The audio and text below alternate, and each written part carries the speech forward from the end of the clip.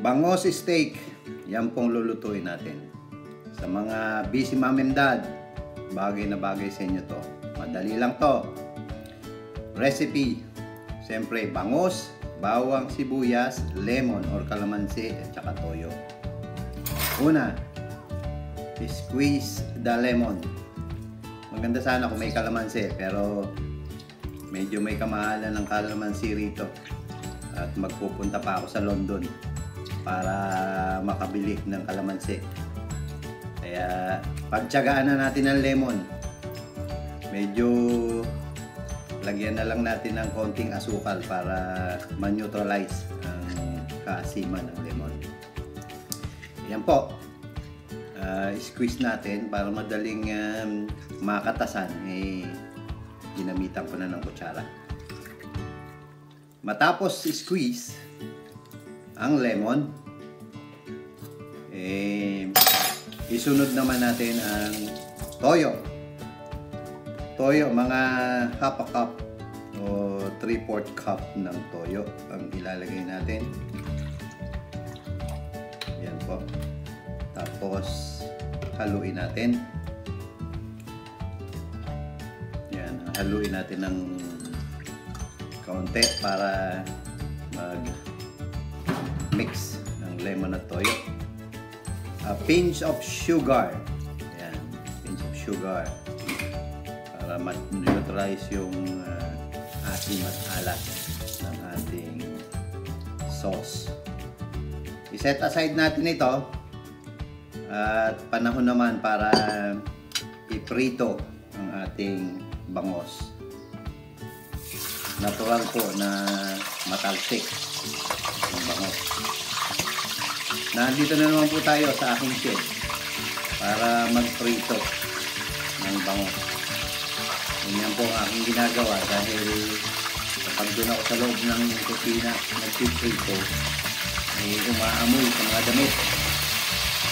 Kaya dito tayo sa labas. Same thing, para hindi masyadong matalsik, nilagay ko po sa kitchen towel. Para konti na lang ang moisture na natira sa ating bangos para hindi na masyadong matalsik ang ating pinipito. Tignan natin sa close-up kung ano na ang sitwasyon ng ating pinipito. Ayan. Balik-tarin natin. Medyo luto na yung isang side. Balik-tarin natin yung isang side. Yun lang po ang pagpipito.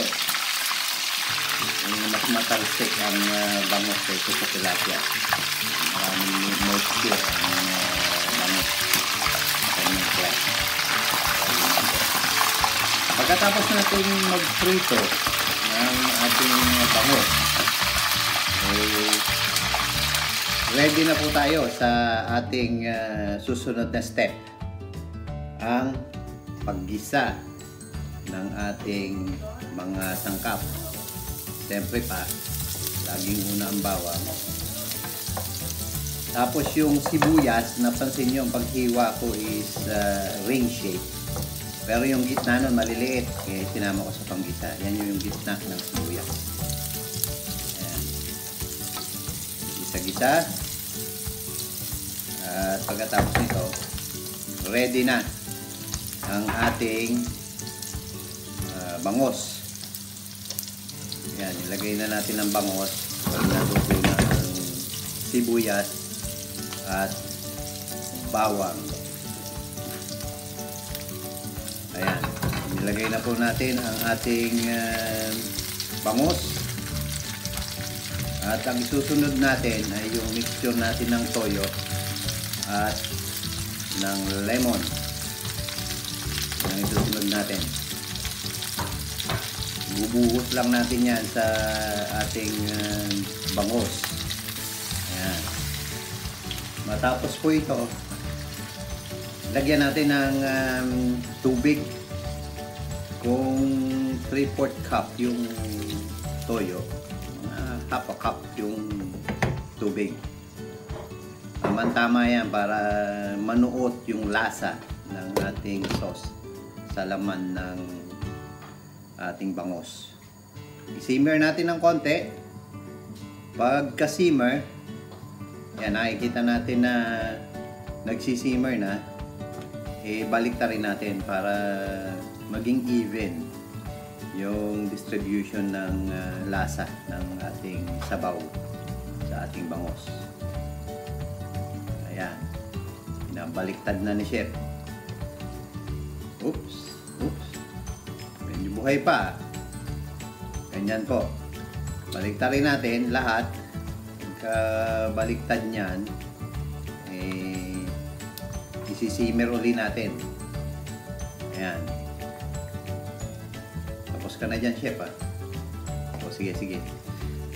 Pagkatapos nito, ilalagay na natin yung ating sibuyas na rings para magbigay ng aroma. At pag nag-caramelize yung ating sibuyas, masarap yan.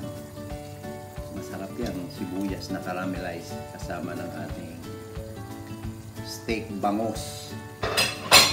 Takpan natin para malanta yung ating sibuyas at ma-release yung aroma niya doon sa ating bangos steak. Ayan, ganyan lang kasimple. In 15 minutes, meron na po tayong bangos steak para sa mga busy mom and dads. Yan po. Napakadali lang po niyan. O, patayin na natin yung apoy. Siyempre, titikman natin konti. Ayan. Pero okay na yan. Perfect. Pinatay na natin ang apoy. Ayan. Simple at napakadaling lutuin.